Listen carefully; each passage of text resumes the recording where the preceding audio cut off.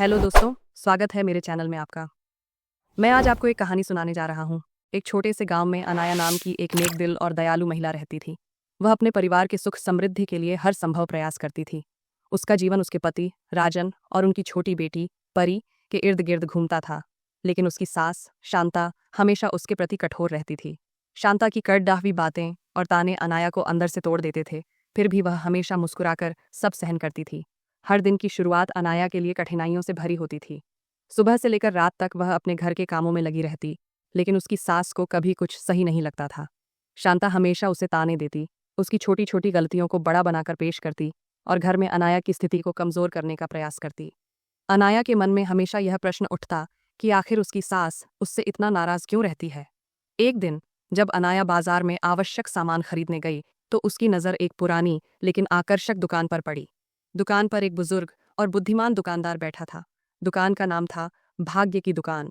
वहां कई रंग बिरंगी साड़ियां टंगी हुई थीं, लेकिन एक विशेष साड़ी ने अनाया का ध्यान आकर्षित किया। वह चमकीली, रेशमी और अत्यंत सुंदर थी। बेटी, यह कोई साधारण साड़ी नहीं है, दुकानदार ने मुस्कुराते हुए कहा। क्या खास है इसमें? अनाया ने उत्सुकतावश पूछा। यह जादुई साड़ी है।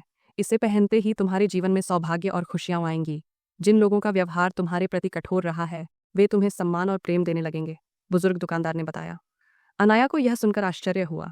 क्या सच में कोई साड़ी उसके जीवन में इतना बड़ा बदलाव ला सकती थी? फिर भी आशा की एक किरण देख उसने वह साड़ी खरीद ली। घर लौटकर अनाया ने वह साड़ी पहन ली। जैसे ही उसने इसे पहना, उसके चारों ओर एक सकारात्मक ऊर्जा का आभास हुआ। उसी दिन उसकी सास का व्यवहार अनोखा था। शांता, जो हमेशा गुस्से में रहती थी, आज प्रेम और सहानुभूति से भरी हुई थी। अनाया, तुम दिन भर काम करती हो, बैठो, मैं तुम्हारे लिए कुछ बना देती हूँ, शांता ने पहली बार प्रेम से कहा। अनाया को अपनी कानों पर विश्वास नहीं हुआ। वह सोचने लगी कि यह कैसे संभव हुआ। क्या यह सच में उस साड़ी का प्रभाव था? धीरे धीरे घर का माहौल बदलने लगा। शांता अब अनाया को बहू नहीं बल्कि अपनी बेटी की तरह मानने लगी। पति राजन को अपने कार्यक्षेत्र में सफलता मिलने लगी और परी भी खुश रहने लगी। घर में प्रेम, सौहार्द और आनंद का वातावरण बन गया। गांव के लोग भी इस परिवर्तन को देखकर हैरान थे। जब कुछ पड़ोसियों ने अनाया से इस बदलाव का रहस्य पूछा तो उसने उन्हें जादुई साड़ी के बारे में बताया। यह सुनकर सभी दंग रह गए और उस दुकान की खोज करने लगे। लेकिन जब वे वहां पहुंचे तो वह दुकान कहीं नहीं थी। समय के साथ अनाया को एहसास हुआ कि वह साड़ी सिर्फ एक प्रतीक थी। असली जादू उसकी अपनी सकारात्मक सोच, प्रेम और धैर्य में था। जब उसने खुद को मूल्यवान समझा और प्रेम बांटना शुरू किया तो दुनिया ने भी उसे प्रेम देना शुरू कर दिया। शांता को भी धीरे धीरे यह एहसास हुआ कि उसकी बहू कितनी दयालु और मेहनती है। उसने खुद को बदला और अनाया को सच्चे मन से अपनाया।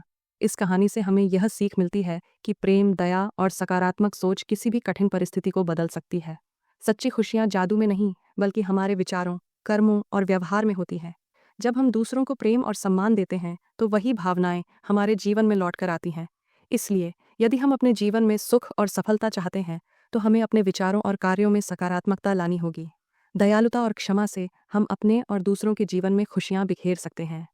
क्या आप ऐसी ही रहस्यमयी, रोचक और नैतिक शिक्षा देने वाली कहानियां सुनना चाहते हैं? तो हमारे चैनल को सब्सक्राइब करें। मिलते हैं अगली वीडियो में।